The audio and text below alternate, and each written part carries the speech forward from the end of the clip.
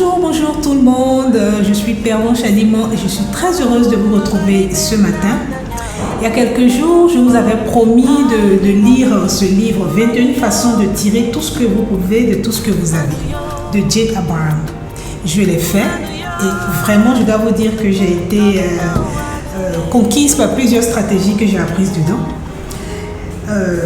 Je vais vous en partager quelques-unes, d'accord? J'ai découvert tellement de pépites dans ce livre que je me suis dit, je ne peux pas vous les partager comme ça en une seule vidéo, mais je vais le faire en 2 vidéos. Et ça tombe bien parce que le livre contient 2 parties. On a une partie qui est comment maximiser ce que vous avez et une deuxième partie qui est comment multiplier votre maximum. D'accord. Donc aujourd'hui, en fait, nous allons parler de la première partie qui est comment maximiser ce que vous avez. Donc, comment tirer profit de ce que vous avez actuellement. Il s'agit là, en fait, de stratégie d'augmentation de vos revenus. D'accord? Donc, vous faites déjà une activité et vous voulez passer à un autre niveau, augmenter vos revenus, avoir de l'attraction et tout ça. Donc, c'est des stratégies que vous pouvez employer. Il y en a 4 qui m'ont accroché. Je vais vous les partager. La première, c'est la stratégie de la prééminence. La deuxième, c'est la stratégie de l'inversion des risques. La troisième, c'est le partenariat bénéfice. Le partenaire bénéfice, je crois bien. Et la 4e stratégie, c'est l'argument de vente unique. La première stratégie, qui est la stratégie de prééminence, en fait, c'est là où vous devez considérer vos clients comme des amis très chers. Il nous dit ici que vous devez comprendre et connaître précisément les besoins de vos clients lorsqu'ils font affaire avec vous, même s'ils ne sont pas capables d'exprimer précisément le résultat attendu. C'est-à-dire que vous devez être tellement proche de vos clients que vous arrivez à leur faire exprimer ce qu'ils attendent de votre entreprise. Et ça ne suffit pas de leur faire exprimer ce qu'ils attendent, c'est de pouvoir après répondre à ces besoins-là. Il suggère en fait de tomber même amoureux de ses clients, donc de leur donner le maximum d'attention, le maximum de valeur et de chercher vraiment à résoudre le problème du client jusqu'à la fin. C'est-à-dire que quand un client vient vous trouver et qu'il a un besoin comment je vais dire ça, quel produit est-ce que vous pouvez vendre, il a besoin d'une tenue vestimentaire, il n'a pas juste besoin d'une tenue vestimentaire, il a besoin de se sentir présentable à l'anniversaire de ses amis, d'être confortable dans sa tenue, et voilà. Donc au-delà d'avoir besoin d'un bout de tissu qui est coupé et cousu, il a besoin d'un certain confort et d'une confiance en soi que vous devez pouvoir combler à travers votre produit. Et donc ça, c'est vraiment un travail personnel que vous devez faire, de chercher à résoudre le problème non exprimé du client. Deuxième stratégie, c'est l'argument de vente unique.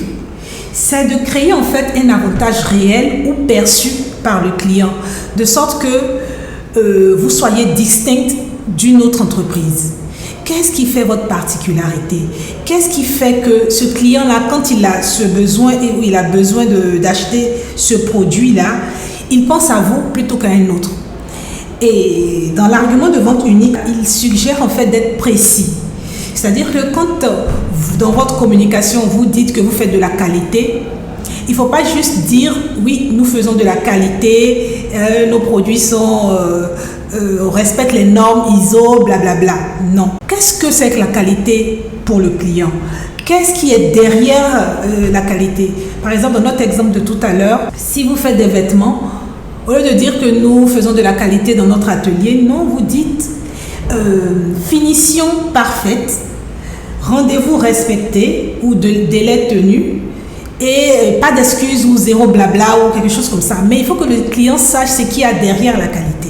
Derrière la qualité, c'est que vous avez des finitions qui sont parfaites. Derrière la qualité, c'est que vous tenez vos délais. Vous ne donnez pas de faux rendez-vous comme les couturiers qu'on connaît ici. Et troisièmement, c'est que vous ne donnez pas de fausses excuses. Voilà. Donc cet argument de vente unique doit être connu et exprimé au client. Mais surtout, il faut que vous respectiez cette promesse-là. Si vous avez dit que vous faites ceci, il faut que le client le constate tous les jours dans vos prestations. Ensuite, il a aussi parlé de partenaires de bénéfices. Ça, en fait, c'est la complémentarité. Comme tout à l'heure, on parlait du fait que les clients n'expriment pas tous leurs besoins ou facilement ce dont ils ont besoin, et c'est à vous d'aller chercher.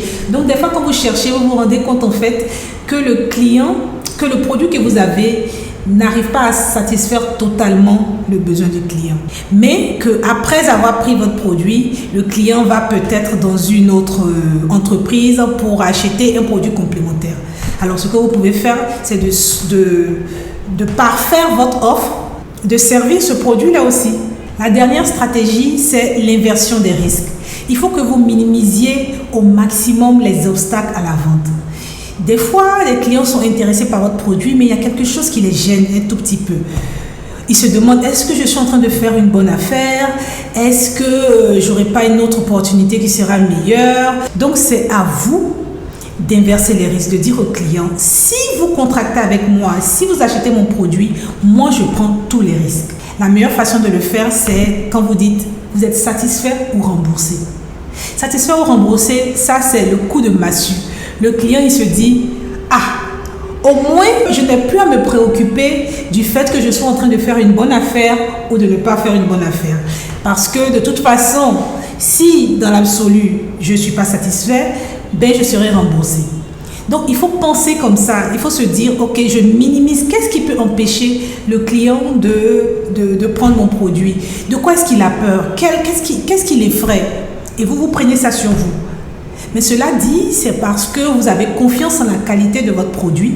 C'est parce que vous vous dites, de toute façon, il ne viendra jamais demander un remboursement parce qu'il sera tellement satisfait. Donc vous aussi, ça vous permet de grandir et de produire de la qualité, de donner de la valeur à vos clients.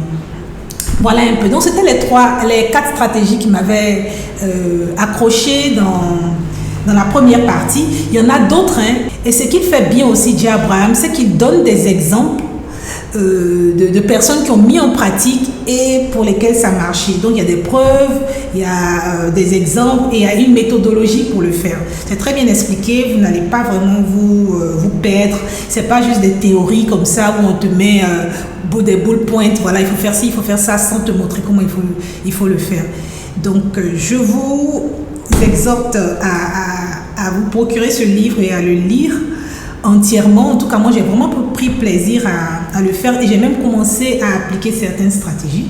Et ces stratégies-là, ce n'est pas des stratégies qu'il faut appliquer les unes après les autres. Non, il faut le faire en même temps. C'est des stratégies que vous devez employer tout en même temps pour maximiser les effets.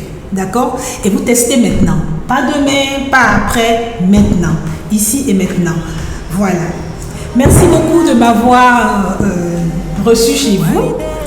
Je vais vous préparer en fait le résumé de la deuxième partie, mais j'espère déjà que cette première partie vous a donné envie de lire ce livre. Il est très efficace, c'est vraiment une tuerie dans le marketing, parce que avant celui-là, j'avais lu un livre de marketing, mais c'était beaucoup de théorie et je me perdais un peu là-dedans. Mais là, ici, j'ai vraiment de bonnes stratégies que j'ai commencé à appliquer au fur et à mesure que je lisais le livre. Je vous souhaite une bonne journée et j'espère vous retrouver très bientôt. Bye bye!